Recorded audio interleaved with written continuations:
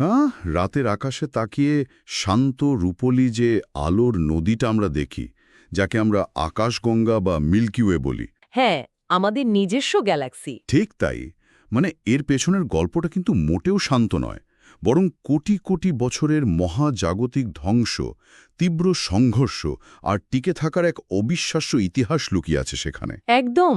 আজকের এই গভীর বিশ্লেষণে আমরা বেশ কিছু লেটেস্ট অ্যাস্ট্রোফিজিক্সের রিসার্চ পেপার, বৈজ্ঞানিক প্রবন্ধ আর বিস্তৃত মহাকাশ বিষয়ক ভিডিও ডকুমেন্টারি ঘেঁটে আমাদের এই গ্যালাক্সির নাড়িভুড়ি ঘাঁটব।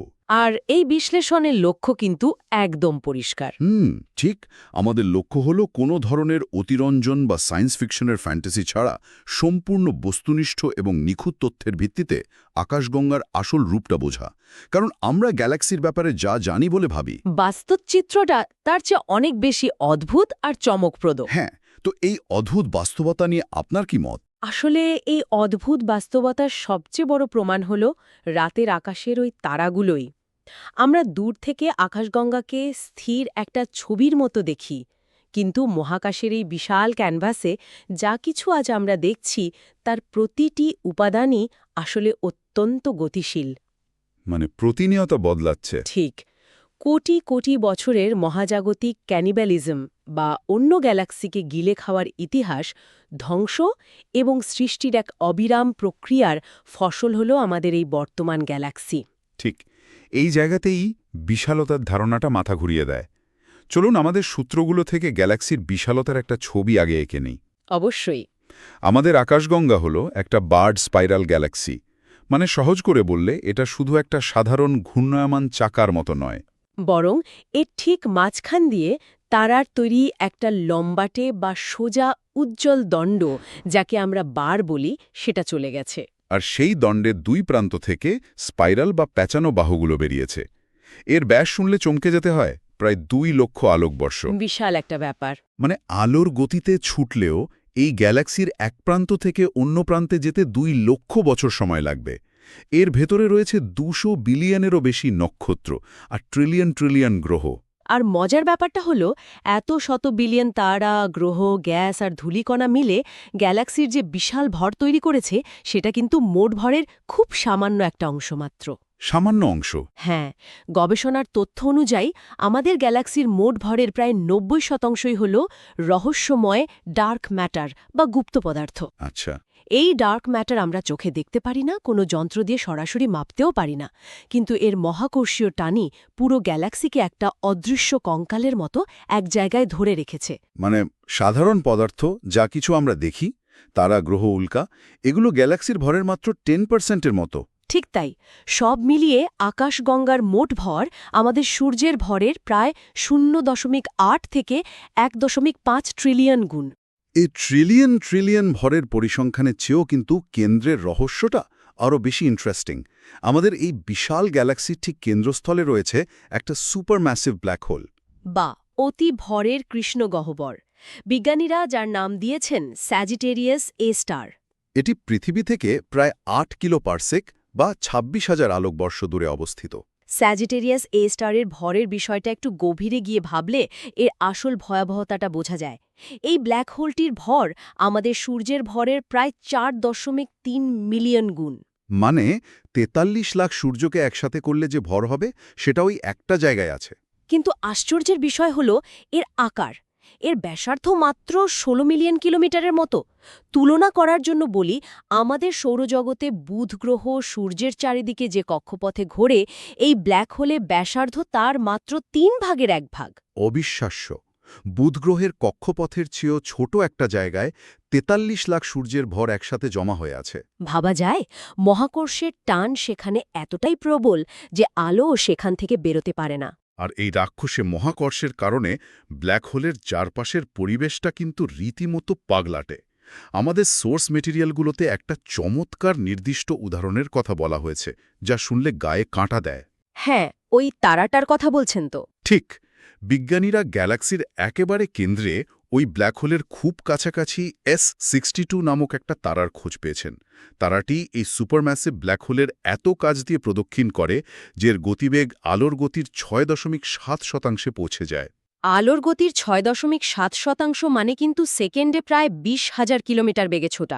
সেকেন্ডে ২০,০০০ কিলোমিটার। হ্যাঁ, এই অবিশ্বাস্য গতির কারণে সেখানে আমাদের পরিচিত সাধারণ পদার্থবিদ্যার নিয়ম বা আইজ্যাক নিউটনের ক্লাসিক্যাল মেকানিক্স আর একেবারেই কাজ করে না। তাহলে সেখানে কি কাজ করে? এই তারার গতিপথ এবং এর চারপাশের সময় কিভাবে এগোচ্ছে সেটা ব্যাখ্যা করার জন্য বিজ্ঞানীদের সরাসরি আইনস্টাইনের থিওরি অফ রিলেটিভিটি বা আপেক্ষিকতার সূত্র ব্যবহার করতে হয়। মানে স্পেস এবং টাইম বা স্থান আর কাল সেখানে ব্ল্যাক হোলের টানে আর এই তীব্র গতির কারণে একেবারে দুমড়ে মুচড়ে যায়। একদম।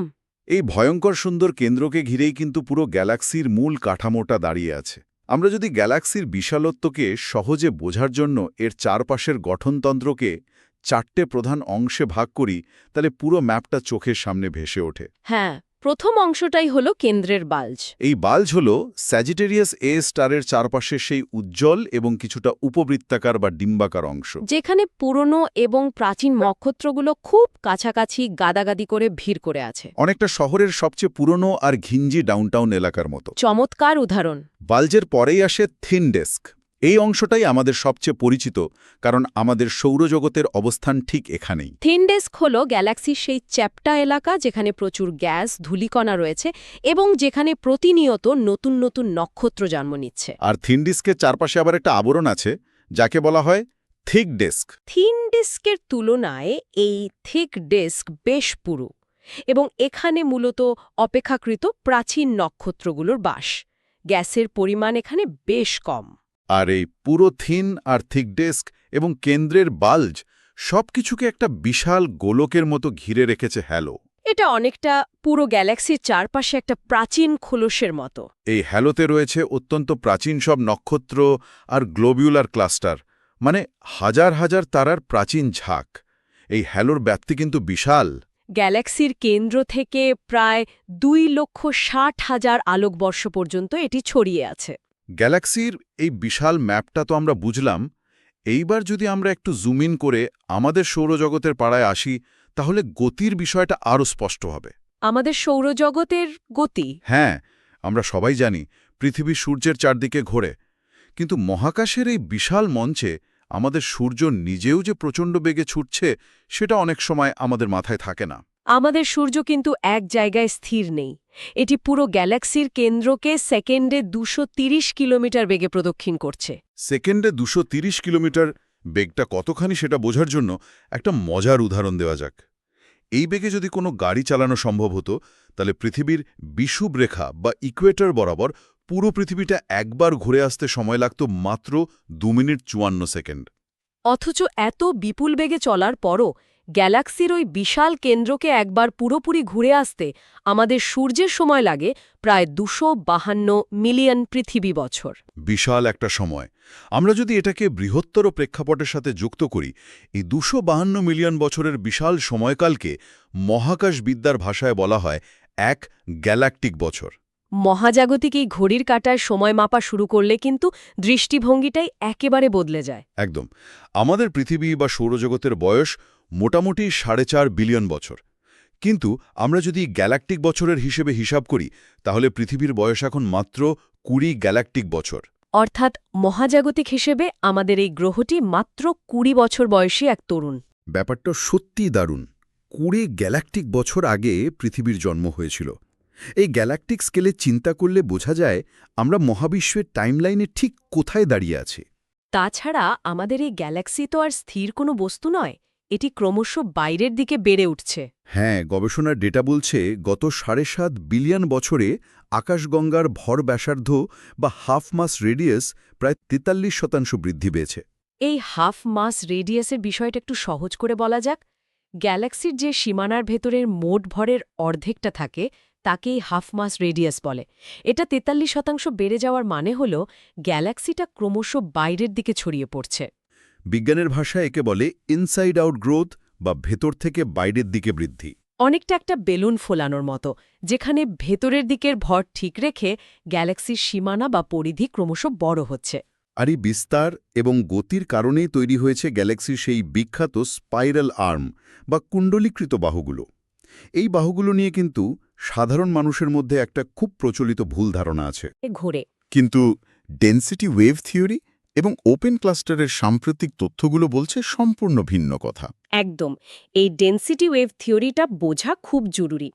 বাহুগুলো আসলে কঠিন কিছু নয়, এগুলো অনেকটা মহাজাগতিক ট্রাফিক জ্যামের মতো কাজ করে। ট্রাফিক জ্যামের মতো? হ্যাঁ, ভাবুন, একটা হাইওয়েতে কোনো কারণে গাড়িগুলো একটা নির্দিষ্ট জায়গায় এসে ধীর গতিতে চলছে। পেছনের গাড়িগুলো দ্রুত এসে সেই জ্যামে আটকে যাচ্ছে, আবার সামনের গাড়িগুলো ধীরে ধীরে জ্যাম থেকে বেরিয়ে যাচ্ছে। আচ্ছা, দূর থেকে দেখলে মনে হবে জ্যামের জায়গাটা স্থির, কিন্তু ভেতরের গাড়িগুলো প্রতিনিয়ত বদলাচ্ছে। স্পাইরাল বাহুগুলোর ক্ষেত্রেও ঠিক তাই ঘটে।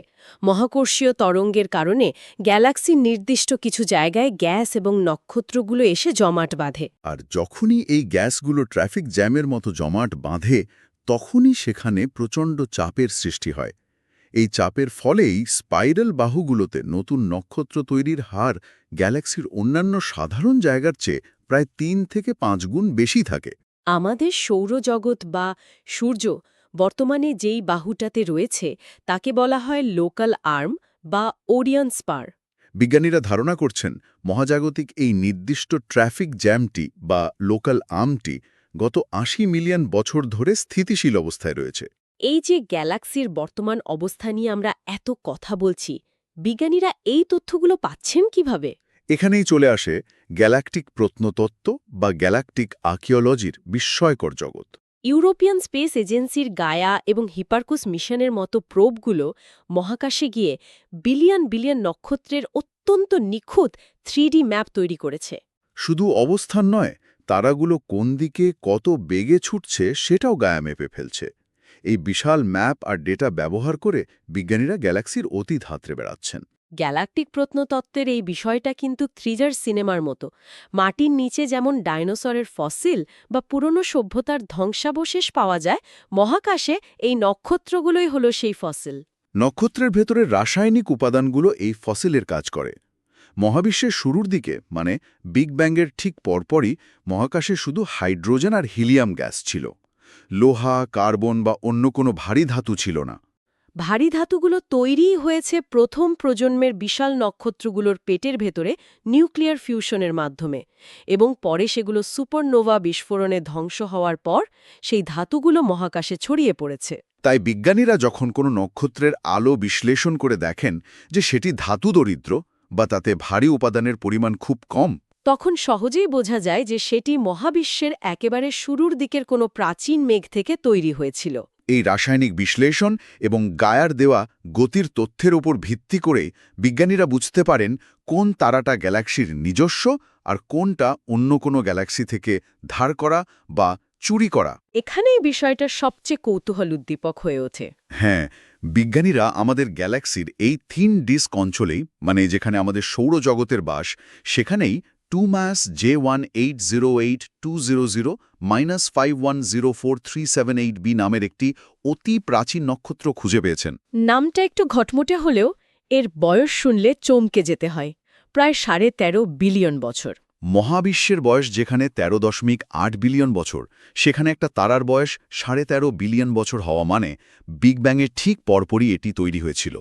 সাধারণত আগে ধারণা করা হতো যে এত পুরনো নক্ষত্রগুলো আকারে বিশাল হবে, খুব দ্রুত তাদের জ্বালানি পুড়িয়ে সুপারনোভা হয়ে ধ্বংস হয়ে যাবে, এবং এগুলো গ্যালাক্সির অনেক দূরের কোনো অঞ্চলে হ্যালোতে লুকিয়ে থাকবে।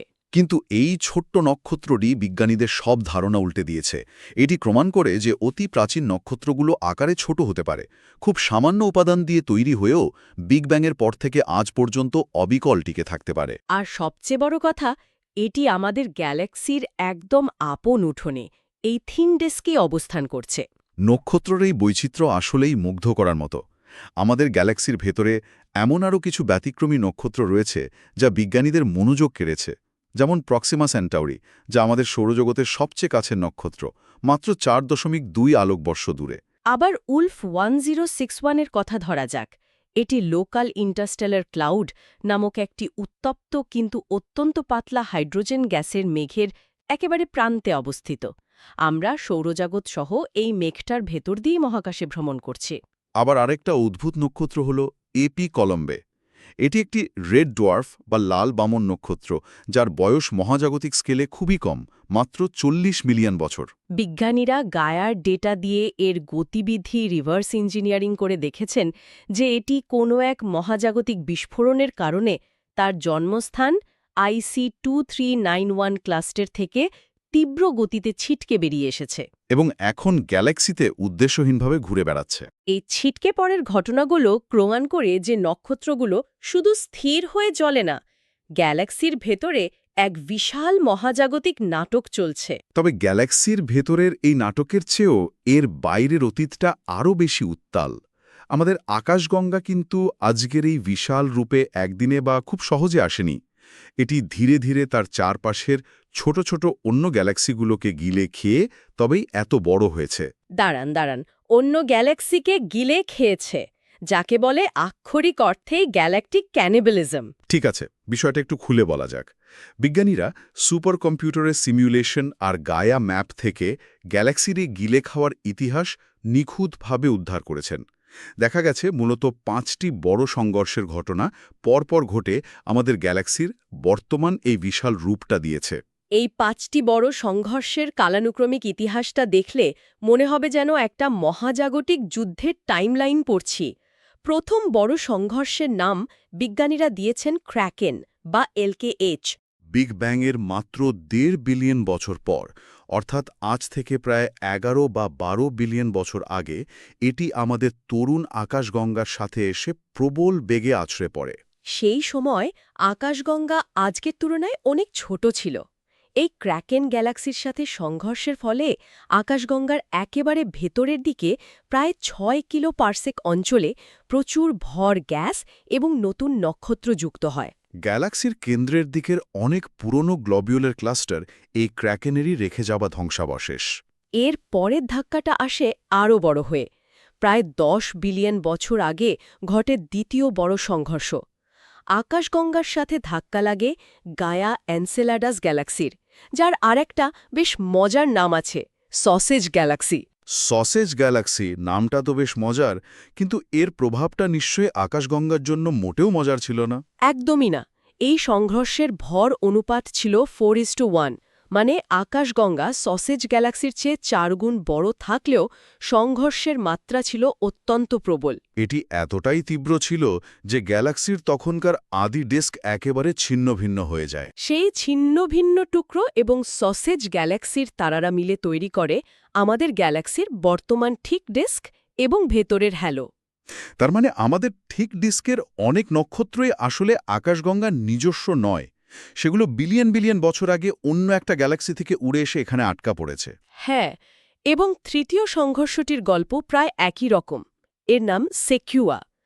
গায়া এনসেলাডাসের প্রায় সমসাময়িক সময়ে, মানে আজ থেকে প্রায় 9 বিলিয়ন বছর আগে, এটি আকাশগঙ্গার সাথে মেশে। সিকিউয়ার সবচেয়ে অদ্ভুত দিক হল এর তারারা গ্যালাক্সির সাধারণ ঘূর্ণনের উল্টো দিকে ঘোরে। মানে পুরো গ্যালাক্সির তারারা যেদিকে ঘোরে, সেকিউয়া থেকে আসা তারারা ঘোরে তার ঠিক উল্টো দিকে, যাকে বিজ্ঞানের ভাষায় বলে রেট্রোগ্রেড অরবিট। এই উল্টো দিকে ঘোরার সূত্র ধরেই কিন্তু বিজ্ঞানীরা একটা বিশাল আবিষ্কার করেছেন, আকাশের বিখ্যাত ওমেগা সেন্টাউরি, যা দেখতে একটা বিশাল গোলাকার গ্লোবুলার ক্লাস্টার বা তারার ঝাঁক। বিজ্ঞানীদের জোরালো ধারণা এটি আসলে কোনো সাধারণ ক্লাস্টার নয়। এটি সম্ভবত ওই ধ্বংস হয়ে যাওয়া সেকুইয়া গ্যালাক্সিরই বেঁচে যাওয়া কোর বা কেন্দ্রস্থল, যা আকাশগঙ্গার মহাকর্ষের জালে আটকা পড়ে খোলস হারিয়ে শুধু কেন্দ্র হিসেবে টিকে আছে। ঠিক ধরেছেন। এরপর আসে চতুর্থ ঘটনাটি, যা হল হেলমি স্ট্রিম। এটি প্রায় 7 থেকে 8 বিলিয়ন বছর আগে ঘটেছিল। আকাশগঙ্গা আস্ত একটা গ্যালাক্সিকে ছিঁড়ে ফিতার মতো লম্বা করে ফেলেছিল, যাকে এখন স্ট্রিম বলা হয়। এই হেলমি স্ট্রিমই আমাদের গ্যালাক্সির বিশাল হ্যালোর ভরের প্রায় 15% যোগান দিয়েছে। এবং পঞ্চম ও সবশেষ প্রধান সংঘর্ষটি হল স্যাজিটারিয়াস ডোয়ার্ফ গ্যালাক্সির সাথে। এই সংঘর্ষটা কিন্তু শেষ হয়ে যায়নি, এটি এখনও চলছে। এই বামন গ্যালাক্সিটি গত কয়েক বিলিয়ন বছরে আকাশগঙ্গার ডিস্কের ভেতর দিয়ে বারবার এপার ওপার হয়েছে।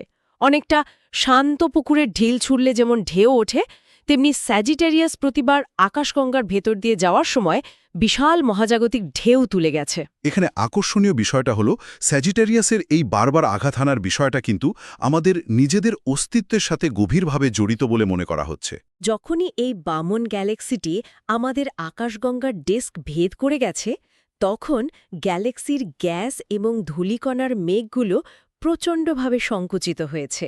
ফলে সেখানে মহাজাগতিক ট্রাফিক জ্যাম তৈরি হয়েছে এবং নতুন নক্ষত্র তৈরির হার বহুগুণে বেড়ে গেছে।